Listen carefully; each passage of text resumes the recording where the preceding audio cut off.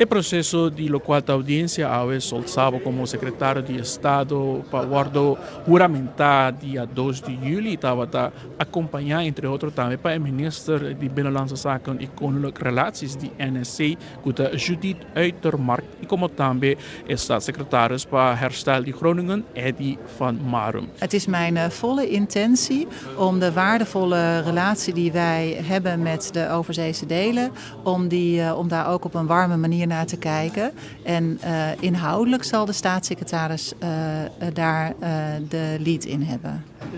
A pergunta queda naturalmente com NSC, que o PVV lo traja junto para que aqui tenha mais contenido, na lo qual está relacionan den reino.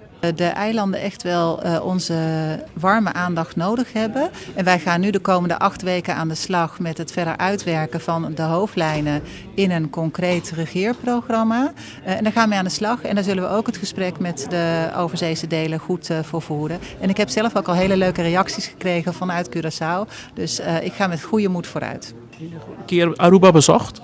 Nee, ik ben nog niet op Aruba geweest. Nee. Maar misschien nog wel in de toekomst. Nou, heel graag. Ja, zeker. Ja. El proceso de lo cual la audiencia es un proceso nuevo que está tomando lugar aquí en Holanda. Es un proceso similar a lo cual mira en otro país de manera América. Ahora que el Congreso de América viaja cinco Grail manera visa candidato para en el caso de América un secretario. En el caso aquí en Holanda voor die algún año pasado pasó una moción de parte de D66 para así lo cual está sitting aqui. Onde participa uma audiência que o parlamento tem com o prospecto persona candidato que lobira seja secretário de Estado ou ministro. O processo é bastante novo para o qual tem política aqui na Den Haag.